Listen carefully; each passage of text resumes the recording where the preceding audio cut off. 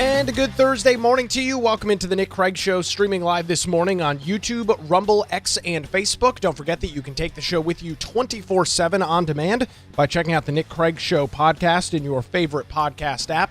You can also listen online by visiting the website nickcraig.com. Our show this morning is brought to you in part by the Law Group. Visit them online at lawgroupnc.com or give them a call, 910-251-6088. Well, unfortunately, fortunately, the countdown clock that we have been airing over the last almost a month and a half is no longer needed, as the 43-day federal government shutdown has officially ended. It is said and done, and here we are 43 days later, and we'll get into some of the comments from President Trump last night. Speaker Mike Johnson on Fox News, we'll get into that. We'll have the pleasure of listening to Alexandria Ocasio-Cortez on the House floor last night as well. A lot coming up on this jam-packed Thursday edition.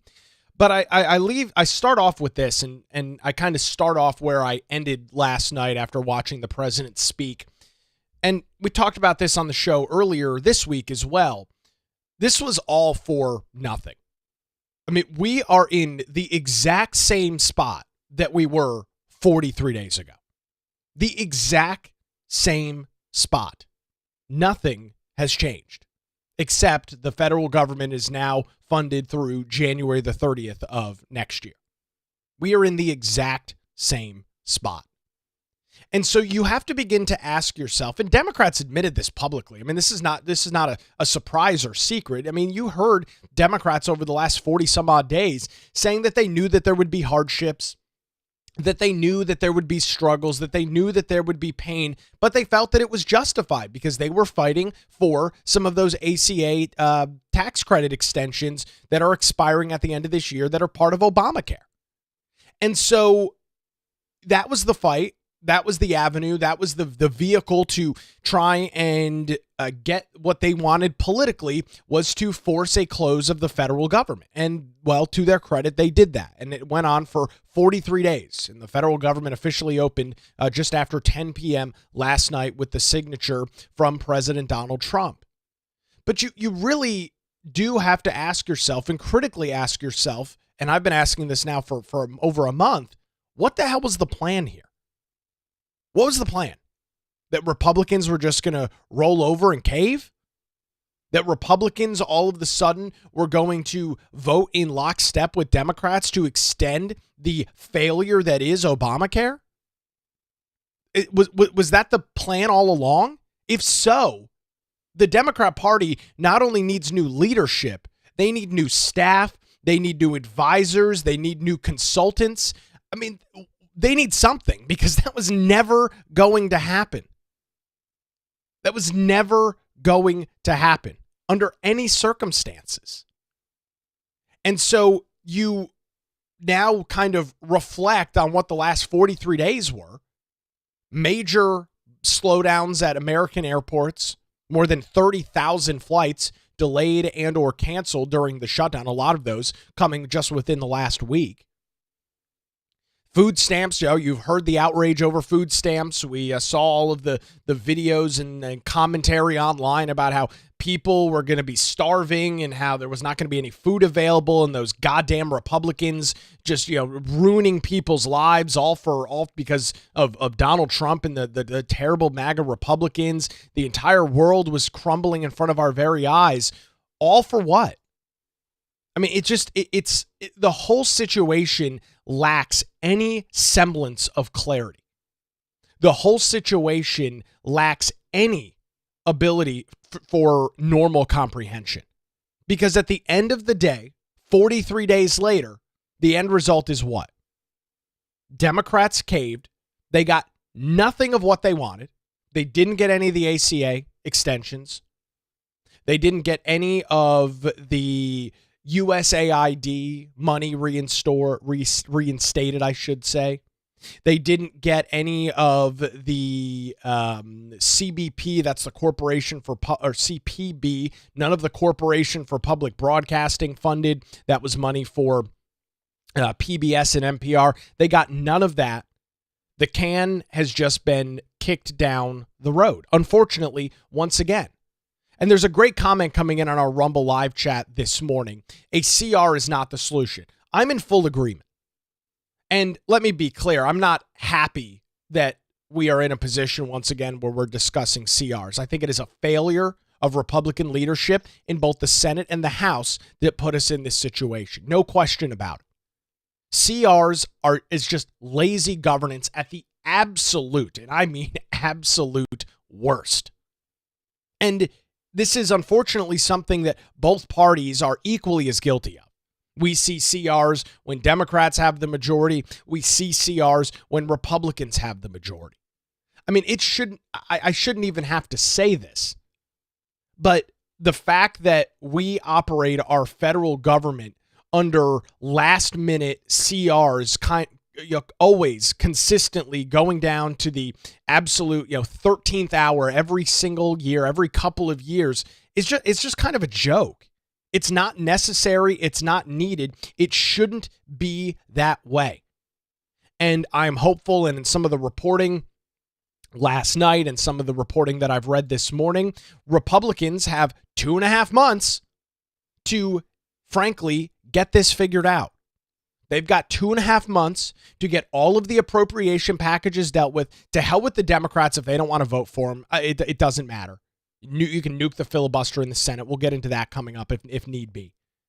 But that's what's on the agenda for the next 2.5 months. You want to prove to the American people heading into the midterm elections that you are a party that is capable of governance? You want to claim and plead your case to the population, who is the tens of millions of people that are going to be voting in the primaries in March, the 100+ million that are going to be voting in the midterm elections in November of 2026. You want to have the upper hand? You want to prove to the American people that your party, your ideas are the best for the country moving forward? Get these damn appropriation bills dealt with, and so we don't come up against a January the 30th deadline. Now, unfortunately, with everything that is set to go on over the next couple of weeks, I don't have a lot of hope.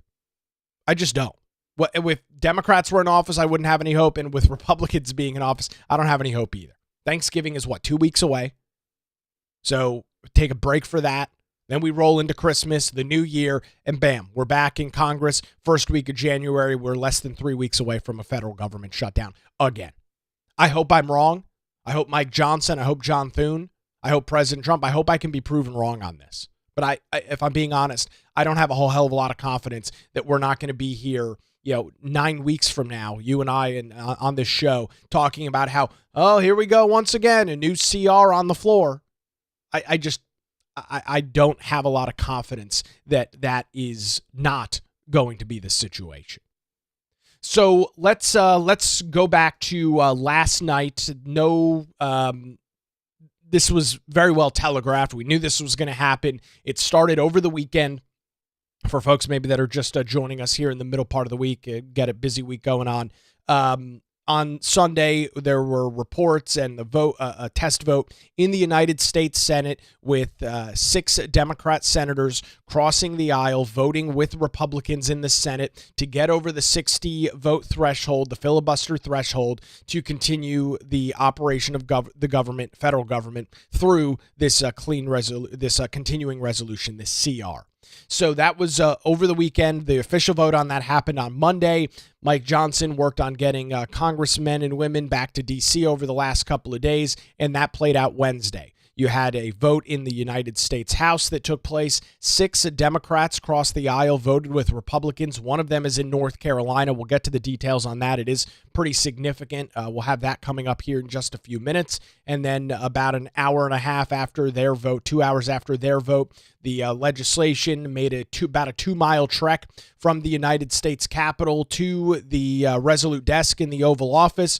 President Donald Trump, shortly after 10 o'clock, came into the Oval Office with a large crowd behind him. Johnson Thune, some other business leaders as well, spoke for a couple of minutes, signed the continuing resolution, and bam, just like that, like flipping a switch, the federal government is officially reopened.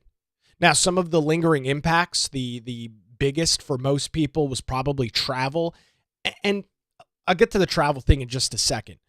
I've kind of been joking is not the right word to use because people have been struggling during this, but kind of been joking with some of my political friend group over the last month and a half or so that I'm not a federal employee. None of them are federal employees. The impact on the federal government shutdown has been, at least for my life personally, completely non-existent. Now, I will admit I have not flown in the last week. I don't take advantage of SNAP or any of these other federal benefits that the Democrats have been yelling and screaming about. The Obamacare subsidies are going to screw me heading into next year. I'll be the first to admit that, full disclosure. But the impact of this federal government shutdown has been, I would argue, non-existent for the vast majority of people. Now, if you're a federal worker, if you're a federal contractor, absolutely, you've been feeling the pain. You've been dealing with this. But the vast majority of the 300 plus million Americans are not federal employees. They're not federal workers. So the impacts have been relatively limited. The largest impact really showing up over the last week and a half or so has been at airports, with the FAA and Transportation Secretary Sean Duffy announcing last week that 40 major airports, one of those being here in North Carolina, Charlotte Douglas International in Charlotte, would be seeing a 10% reduction of their flight activity because of staffing shortages and issues with air traffic controllers. And that has caused some major issues over the last couple of days. I'll be the first to admit that. I haven't seen it. I haven't flown in the last week and a half or so. So those impacts have not been felt by me. And unless you've traveled or take advantage of government assistance programs, you probably haven't seen an impact. Even if you're somebody that's, for example, on Social Security, those checks are still flowing in. So unless you are on current government assistance programs like SNAP, you didn't, or a federal employee, you did not see this shutdown. And that just, it was kind of interesting to watch what has now been the longest government shutdown in U.S. history, just shy of 44 days. And the impact for the vast majority of the public was almost non-existent. Now, plenty of sectors have affected. Sure, I'm not saying there were no impacts, but I don't personally know anybody in my close circle that has been impacted by the shutdown. I haven't heard from anybody. All of the people I talk to, some of them do interface with the federal government, sure, but no immediate impacts on the shutdown. So let's go back to last night in the United States House before the final vote took place. We'll hear from a couple of individuals. We'll start off with everybody's favorite, Alexandria Ocasio-Cortez, speaking in the U.S. Capitol last night before the final vote to reopen the federal government. The lady from New York is recognized for 1 minute. It is great. It is great that Democrats have a line of people who are willing to fight for working class Americans from coast to coast in this country, because God forbid that we have a member of the Republican caucus who stands up and actually wants to extend the Affordable Care Act so that people with cancer, insulin, and issues across all sorts of health care issues across this country have their health insurance protected and extended throughout 2026. It is unconscionable that what we are debating right now is legislation that will give 8 members of the United States Senate over $1 million apiece. And we are robbing people of their food assistance and of their health care to pay for it. Yes. How now hold on a is second. Hold on a second here. Hold on. We're robbing our people of food assistance. Has she been living under a rock for the last 43 days? The food assistance, I thought, was going away because of the federal government shutdown. But now she's claiming the complete opposite. She's talking about the 8 senators. And now, so this doesn't, none of this makes any sense at all. And it just really, I think, solidifies my opinion and the point that I've continually made, that the Democrat Party is in complete and utter freaking shambles right now. I mean, the messaging is all over the place. They don't even know what they're talking about. Even on the floor, how can we as members of Congress, Republican or Democrat, vote to enrich ourselves by stealing from the American people. That is what this legislation does. In fact, Senator Graham just went before the press earlier today saying he was going to seek well over $1 million from the American people from this. We cannot support it, and we cannot stand for it. Thank you. Bravo. Wow, really insightful information there. So let me understand this. The Democrats take no responsibility at all for shutting the government down, as you're well aware. Yet, SNAP, or at least partially or fully, was cut off back on October the 1st, or November the 1st, excuse me. And that was the Republicans' fault. Democrats can take no responsibility for that. And even with this CR passing, which will refund programs like SNAP, and by the way, in this continuing resolution that was signed by President Trump last night, SNAP is now funded through September of 2026, so the end of the next fiscal year. So even if we come up against this end of January shutdown, which I think there's a strong possibility we will, SNAP will not be part of that. The U.S. Department of Agriculture, which is what houses SNAP, is fully funded through September. So that is not going to be a winning issue, a winning message, a winning narrative for Democrats if and when we come to another shutdown in late January, because that is going to be off the table. They won't be able to point to some random individual who is talking about how they're starving and about how they have no food. They're not going to be able to do that in 2026 if we come into the same situation. So they've lost lost that ability. If this is set to unfold again, there will be no way for them to claim, oh my gosh, people aren't getting SNAP, people don't have this, people don't have that. That has completely gone away.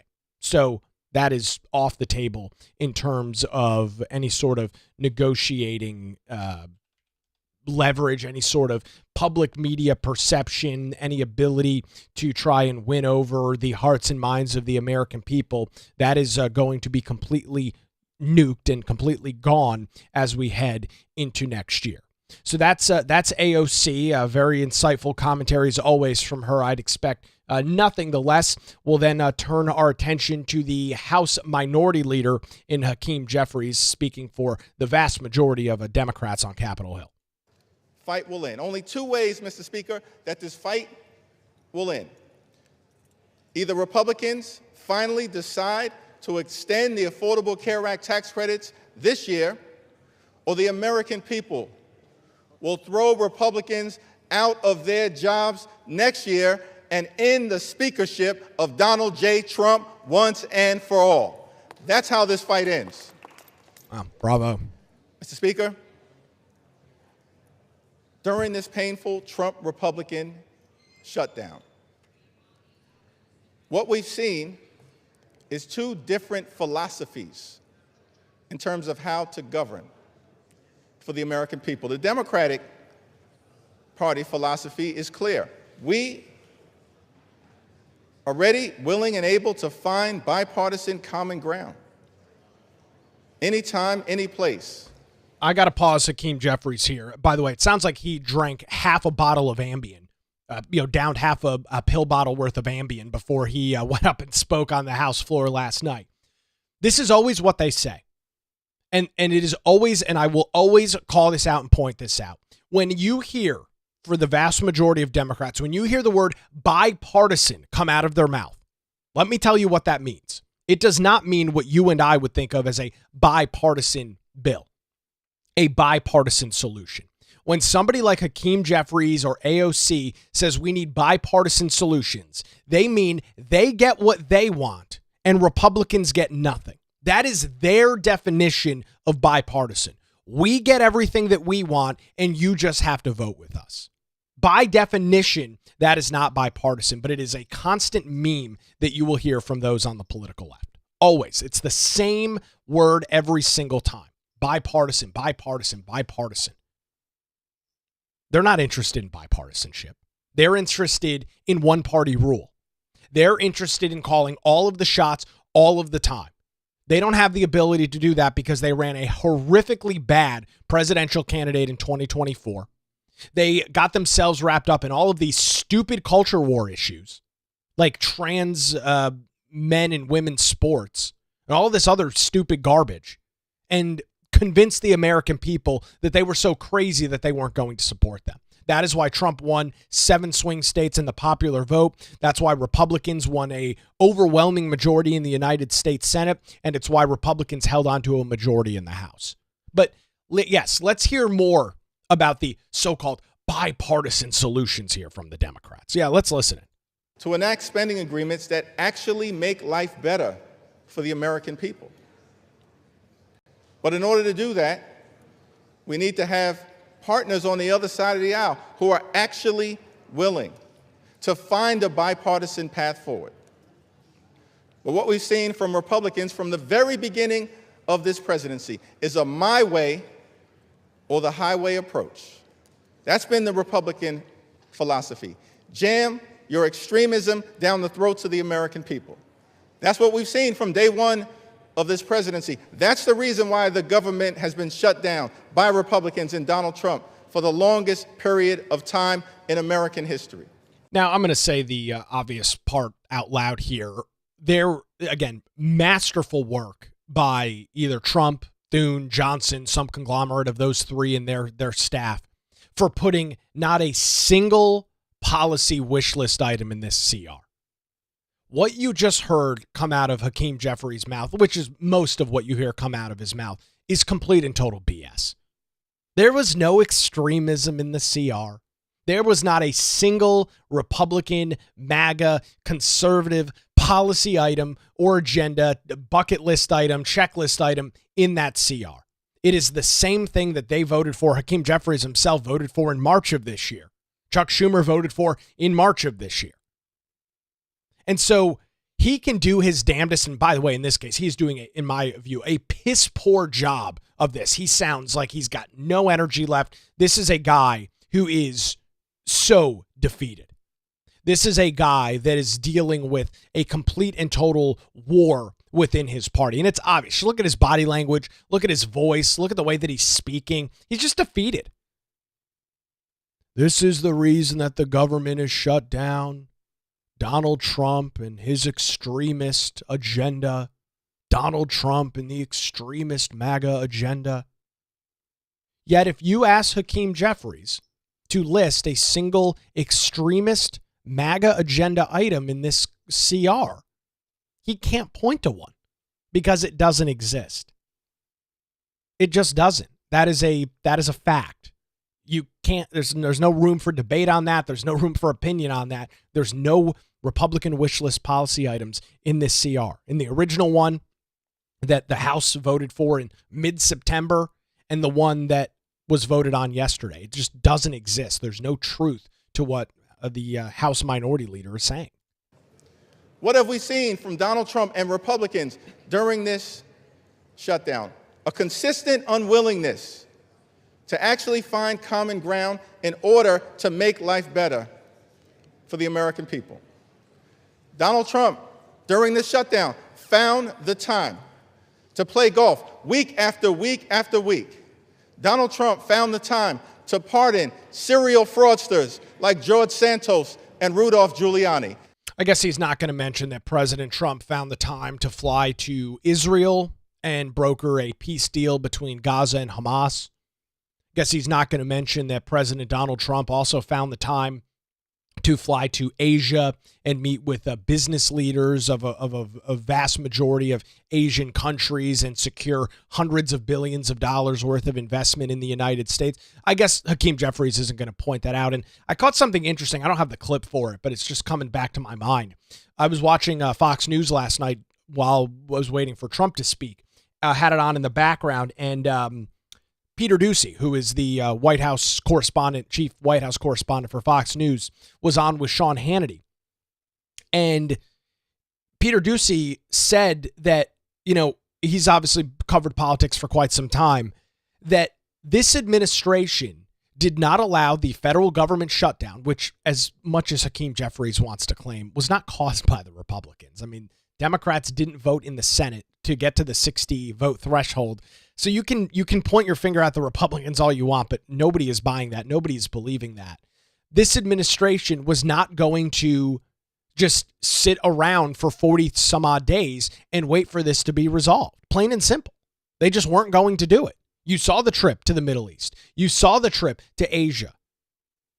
This administration was not going to have its hands tied behind its back because Democrats in Washington, D.C. want to relitigate the one big beautiful bill and want to relitigate the absolute abysmal failure that Obamacare is. He just wasn't going to do it. There's too much going on.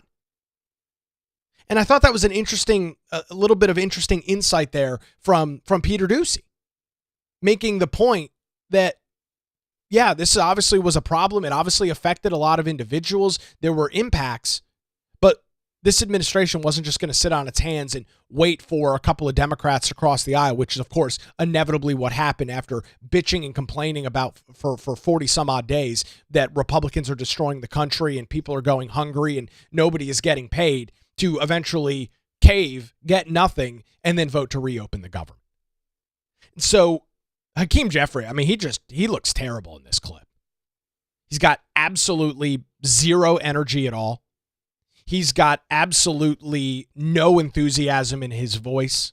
He looks like he has been whittled down. He's been beaten down, and he has, in large part, because the Democrats waged this war, waged this fight, with seemingly no way to get what they wanted. Seemingly no way. And so at the end of the day, he has to stand up there. He wasn't one of the 6 Democrats that voted in the House, but he has to stand up there and play the character La Resistance. He's got to play the character Orange Man Bad. It's just, it's lame. It's overused, and it's obviously not authentic. I mean, I would have wanted, if I was a progressive, watching what has unfolded over the last month and a half or so, I would have wanted fire and brimstone from Hakeem Jeffries last night. You didn't get fire and brimstone. You got a guy that looks like he popped a few too many Ambiens and then decided to walk onto the floor of the United States House. Weak, low energy, no enthusiasm, no authenticity in what he's saying at all. A very poor showing, a very poor performance for Hakeem Jeffries and the Democrats. And it's honestly a great way to end all of this, because it really solidifies what the last 42, 43 days have been for and been like. Getting nothing and having to cave and fold to the political pressure. So there's Hakeem Jeffries. The final vote would go through. It would pass 222 to 209. This was the moment that happened. The nays are 222. The nays are 209. The bill is passed. The motion is adopted.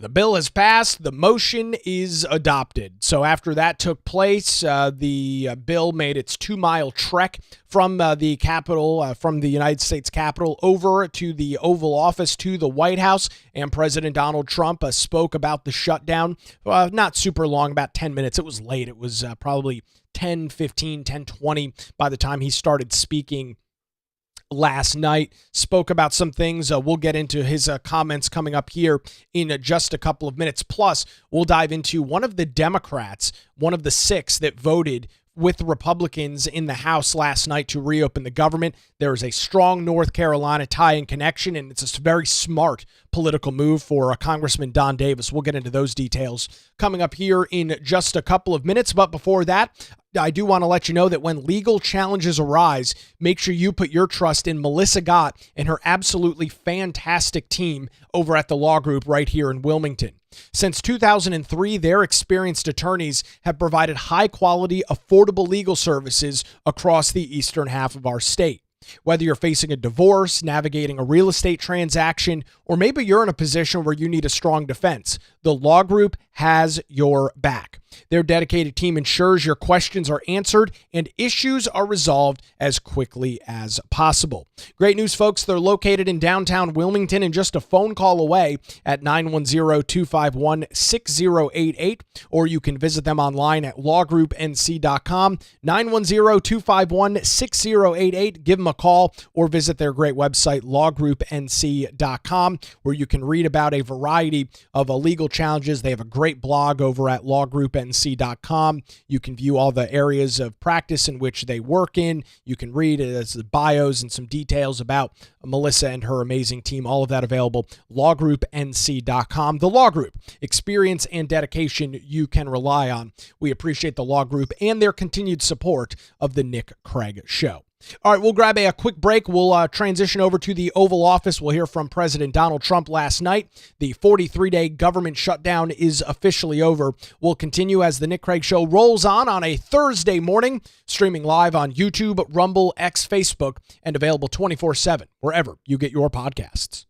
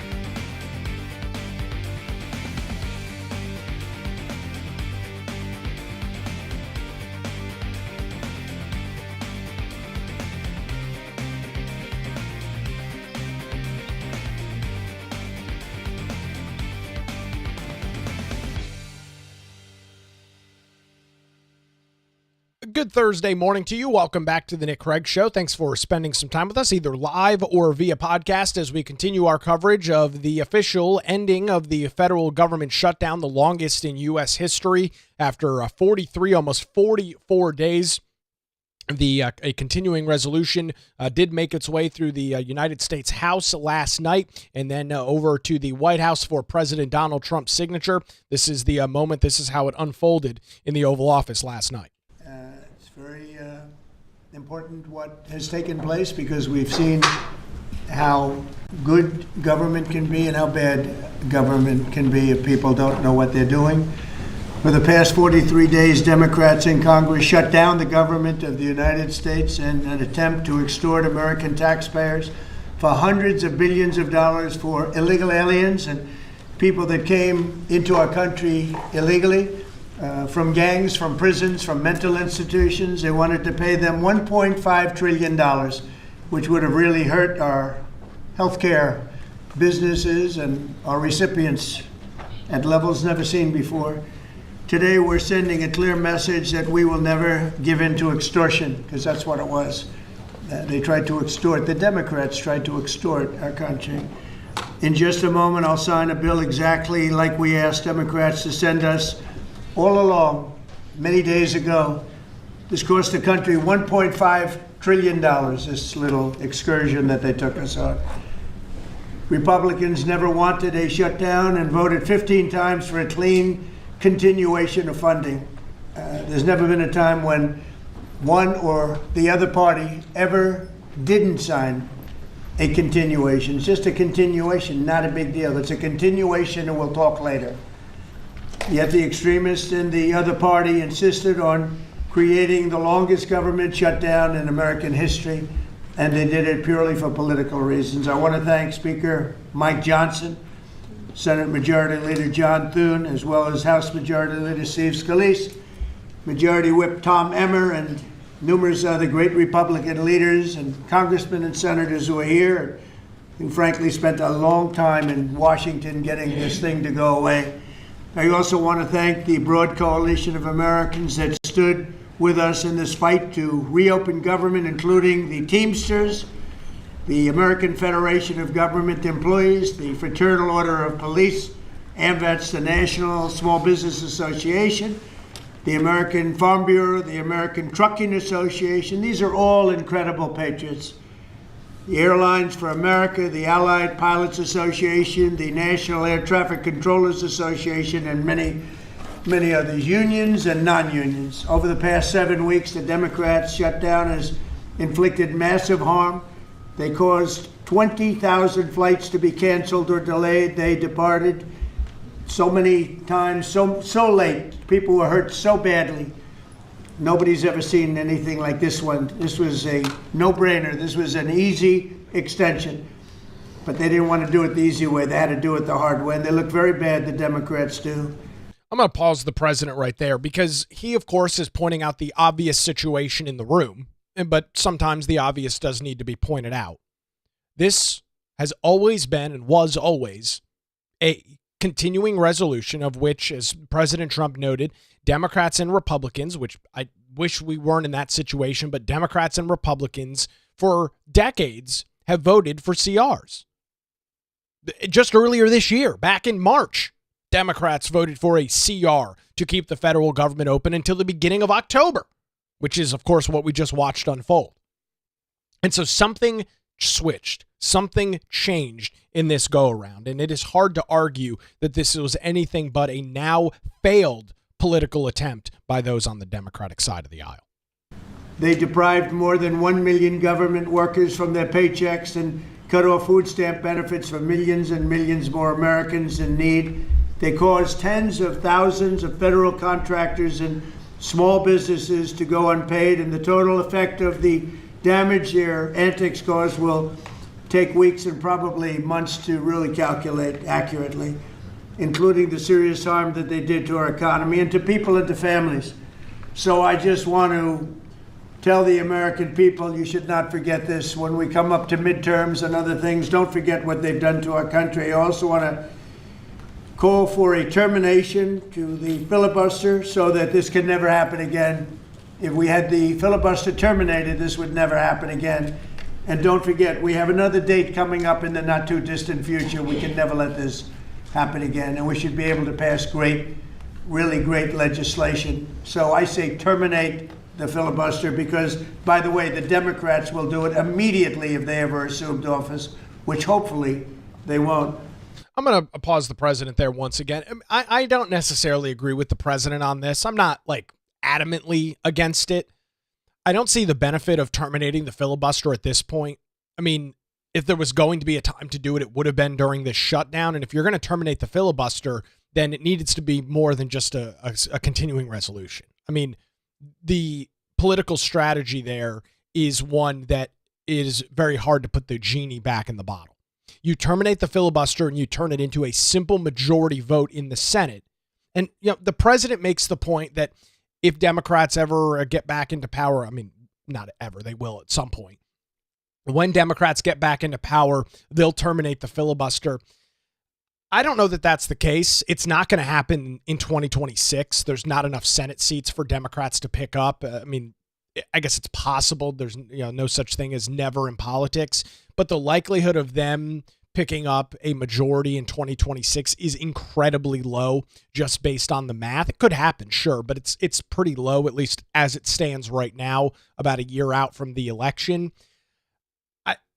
I get what the president's saying. I don't think I disagree with him when he says the Democrats will do it if they have the chance. There's probably some truth to that, but I will remind him and remind you that Democrats tried doing this back during the Biden administration, and multiple Democrat senators said, no, we're not going to do this. This is a terrible idea.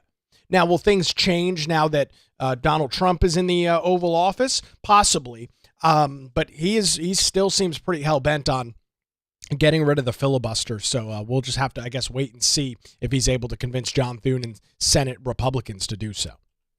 Today we had the highest stock market price ever in all of the different markets. We set a record. It's the 48th time in the 9 months that I've been in office that we had this record set. So think of that, 48 times we had a record set. But today is the highest of them all. We're going to break new grounds. Nobody would have thought. I have with us not only the great political leaders, but the great business leaders of our country. They're standing right behind me and right really alongside of me. And if we would have told them a year ago that we'd be having stock prices this high, none of them, in fact, I just asked them that question, none of them would have believed it. And that inures to jobs and, very importantly, to 401ks, which have also set a record today. A record high for the people that have 401ks. And also I want to thank Walmart because they came up with a fantastic study. It was the cost of Thanksgiving coming up and the cost of Thanksgiving from a year ago under Sleepy Joe Biden, and we're 25% lower this year than we were a year ago. And it's a very inclusive report, so I want to thank Walmart. They've done it for many years, but we believe in that, and we believe in that company. I want to also thank the 8 Senate Democrats who finally did the right thing in voting to end this craziness, this madness, but unfortunately the vast majority of congressional Democrats were happy for millions of Americans to suffer. They really did suffer too. And the Democrats admitted, they said, well, no, we finally have a point. Even though people have to suffer, we finally have a point, and that didn't work out too well for them. But they really went out and they could appease the fringe benefits of their far-left base, but that didn't work out because now their far-left base is angrier than ever before. We actually elected a mayor of New York City who happens to be a communist. When was that going to happen? Remember I said all the time during my campaign, we will never be a socialist country, and that's right. We turned out to have a communist in New York City. And if you look at his views, those are the views of a communist, not a socialist. I'm going to pause the president one more, well, maybe not one more time, but another time here. He points out something that should not be lost on everybody listening or watching this morning or after the fact. The fringe base in the Democrat Party, the what I would describe as the far left progressive wing of the party, they have already been pissed off at the establishment Democrats. They've already been pissed off at Schumer and Pelosi and Hakeem Jeffries and the kind of the old guard of the Democrat Party. I think in some respects, this shutdown was an attempt to appease them, to show that we are still in charge, we are still strong, we are still the leadership. And so when the president says, in an attempt to appease the base, who's even more angry now that they caved, he is absolutely spot on. And this issue of an attempt by the fringe groups within the Democrat Party to take over control is only going to get worse. It is only going to continue. It is only going to be a more significant problem for Chuck Schumer, who, by the way, other members of Congress are already calling for his head. They are calling for his job. You're going to have similar calls, if they haven't started already, for Hakeem Jeffries. I mean, the ball is already in motion. It's already beginning to roll downhill. And I don't believe that there's any way at this point for the Democrats to stop it. It's going to be fascinating to watch as we head into 2026. So this is no way to run a country. I hope we can all agree that the government should never be shut down again. Again, end the filibuster, terminate the filibuster. It'll never happen again. So with my signature, the federal government will now resume normal operations, and my administration and our partners in Congress will continue our work to lower the cost of living, restore public safety, grow our economy, and make America affordable again for all Americans. Again, costs are way down. Energy is way down. Gasoline is at $2.50 a gallon versus $4.70 for the Democrats. And we think we're going to hit pretty close to $2 a gallon. That's like a really massive tax cut. It's the equivalent of that. And speaking of tax cuts, our great, big, beautiful bill is giving everybody in our economy, middle income workers, low income, everybody, the biggest tax cut in the history of our country. And it's no tax on tips, no tax on Social Security, and very importantly, no tax on overtime. You work overtime, there's no tax. That's among the things that add up to the biggest tax cut in history. One other thing, you hear about rich people with deductions. Well, when you buy your car and you borrow money, you're allowed to now deduct the interest on that loan. So you can take that interest deduction and what you can take is that interest payment and deduct it for income tax purposes. That's a tremendous tax cut right there. But it all includes fixing the healthcare system that Democrats broke with the disaster known as Obamacare. Obamacare was a disaster from day one.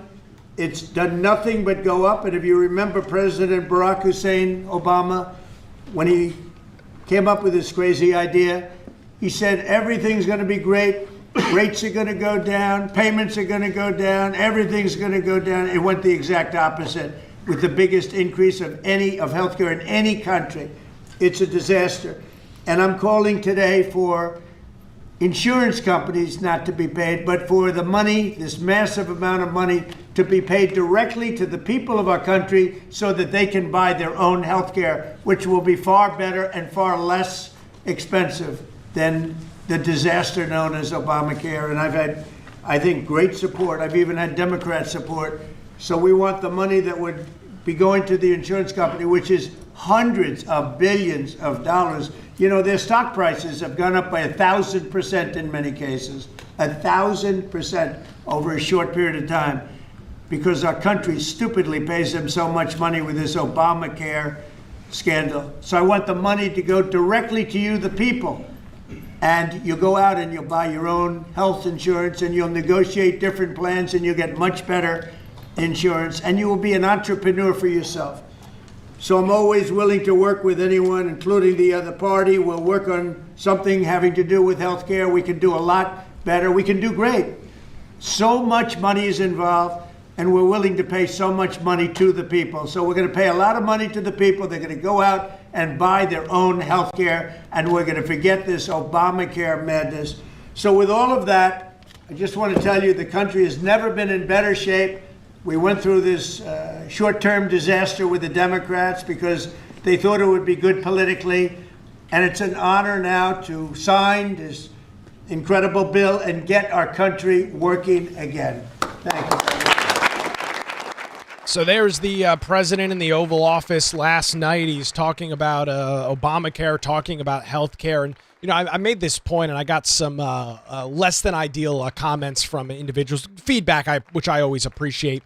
Individuals not in agreement with me that some of these subsidies need to be continued. And my point on this has been that I don't think that the subsidies, and I don't want the subsidies to be continued. But there is a real problem that is set to unfold here as we flip the calendar into 2026. You are going to have a lot of individuals, tens of millions of individuals, that are going to see their healthcare costs double per month. And that's what I'm looking at right now with what's available on the healthcare exchange. So this is a real issue. Open enrollment is, I think, for until December 15th or something like that. I don't believe that anything is going to happen before that. So there's going to be a lot of people that are struggling next year due to that. And it is absolutely incumbent on Trump and the Republicans, who rightfully so, have been railing against Obamacare now for the better part of 15 years. But it is absolutely incumbent on them to come up with a real solution that will actually help people. A real solution that will provide the middle-class Americans an actual ability to deal with this, to deal with the rising cost of healthcare, because it's out of freaking control. It's a real issue. I would argue, however, that the solution to said problem is not more subsidies. The solution to the out-of-control healthcare issue that we are facing, in large part due to the federal government essentially taking over insurance through Obamacare, the solution is not more subsidies. The solution is fixing the problem. If your car has a gas leak and you're dripping gas from underneath your car, the solution is not to stop and get gas more often. The solution is to patch the hole that's in your fuel line, right? I mean, that's a real world example that some of you may have dealt with before. Oh, your car's leaking oil. The solution is not consistently pouring more oil into the engine. The solution is to fix the leak, fix the hole, stop the leaking of oil or gasoline. But for whatever reason, when we talk about healthcare, that's never the solution. It's never, let's figure out why these health insurance companies, let's figure out why these insurers, why the premiums have, in some cases, gone 5, 10x over the last 10 or 15 years. At the same time, your monthly deductible skyrockets, some cases $8, $9, $10,000 a year. Don't ask me how I know. And for what? For crappy health insurance that's mandated by the federal government? I mean, give me a freaking break. So Trump and the Republicans have a huge opportunity with this healthcare issue. It is, the healthcare has always been an issue that Democrats have been able to do a very good job at convincing the American population that they have the best answer for. You talk about an issue that could shape the midterm elections. You talk about something that will be sitting in the back of the minds of voters through the through the midterms. A retool of the healthcare system and providing individuals, and again, not with subsidies. That's not the solution. Free government money is not the solution.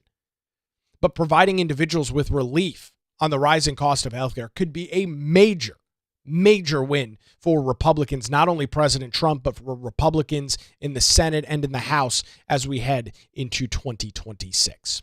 So it is official. The federal government is reopened. The Democrats caved 43 days. They got a jack squat in the shutdown. They look like a bunch of morons and fools. The Civil War talk is ongoing within the Democrat Party. Now people calling for Chuck Schumer to resign his post as Senate Minority Leader. It is a real messy situation. As always with the Democrats, ladies and gentlemen, self-inflicted. Didn't have to be this way. They could have voted for the CR back in late September and we wouldn't be in this mess. They may have actually been able to negotiate some of these subsidies with the administration ahead of the December the 31st deadline, but they chose not to. They didn't think that that was a good idea. So they rammed through, or they roadblocked, I should say, the continuing resolution, all for nothing. Now, a quick interesting point as we wrap up our coverage this morning. I've got an article this morning over at CarolinaJournal.com talking about the federal government shutdown, getting reaction from members of Congress in North Carolina. But there was an interesting situation in the House. So you had 6 Democrats that voted with Republicans. One of them is Representative Don Davis. He is a Democrat in North Carolina's 1st congressional district that covers the northeast portion of the state, up in towards the Virginia border, a large portion of some of the Outer Banks. So that is the area that he represents. Now, Don Davis is a Democrat. He is a very moderate Democrat, and he catches a lot of flack from his own party for some of his votes. He has voted with the Republicans many a times since Donald Trump has gotten back into power and since the Republicans have had the majority in the House. Not all of the time, I would say not a majority of the time, but enough times that Don Davis has not only accurately said, but puts himself in a position where he can claim to be some level of a moderate. And this is incredibly relevant as the General Assembly we talked about over the last few weeks redrew congressional districts and made his district, which was essentially a toss-up before, meaning, kind of roll the dice, a Democrat or a Republican could win. They have moved his district to an R+5, meaning that Republicans should on paper, and again, this is on paper, theoretically, have about a 5-point advantage in Congressional District 1, in which he serves and represents right now. So this vote, which I don't think was purely for like it wasn't just a complete throwaway vote. He's done this in the past, voting with Republicans in Congress. This is a very smart move for a guy that is going to face a very tough re-election as we head into 2026. He was speaking to reporters and did speak to reporters outside of the United States Capitol last night. Here's the coverage from Spectrum News 1. As well. Do you believe the month-long plus shutdown, though, accomplished anything given that the healthcare subsidies weren't in there? I believe that over the course of the days that we've increased definitely awareness, and more importantly, we've heard the concern. I mean, many of you reported on it. You're telling and sharing those stories too, the same ones that we are hearing. This shutdown was unfortunate. The Democrats really overplayed their hand, and I think that's why you saw so many of the moderate Democrats who broke ranks in the Senate and joined with Republicans to vote to reopen the government. They recognized it was the right thing to do. So there you go. You heard from Don Davis there. You then heard a little bit from Congressman Tim Moore. It is an interesting situation that Don Davis is in. From a purely political standpoint, as a Democrat in a district that is now leaning more towards Republicans, a smart move, and I tend to believe him when he says, makes his comments. He did release a statement last night saying, quote, "Families in Eastern North Carolina must remain the priority, which is why I initially voted against the original continuing resolution in hopes of sincere discussions on extending the ACA premium tax credits. Support for our military families, veterans, farmers, and those in need is now included in the updated continuing resolution. To support my constituents, and to alleviate the suffering of our families as the holidays approach and bring vital resources to Eastern North Carolina, I voted to reopen the government." So there is the commentary there from Don Davis. A smart political move from him, and we will see how that plays out in the midterm elections. He is an incumbent, so he, of course, gets a couple of point bump politically for that. And is he able to upset in a seat that should now favor Republicans as we head into the midterm elections? It's one of those things we'll just have to wait and see. More coverage coming in as well. Congressman David Rouser posting on X last night, "Glad to see that the House passed the clean continuing resolution tonight. Now the bill heads to the president's desk for him to sign. With the government open, we must use the next 2.5 months to address our spending priorities responsibly." Great commentary there from Congressman David Rouser. We'll try and catch up with him in the next couple of weeks as we head into this potential another shutdown in the latter parts of January. We'll reach out to the congressman and hopefully get him back right here on the Nick Craig Show. Well, that's going to do it for a Thursday edition. Thanks to the Law Group here in Wilmington for their continued support. Give them a call, 910-251-6088, or visit them online at lawgroupnc.com. The Nick Craig Show streams live weekday mornings, 7 a.m., YouTube, Rumble, X, Facebook, and is available 24/7 wherever you get your podcasts. We're back here Friday morning for the Nick Craig Show.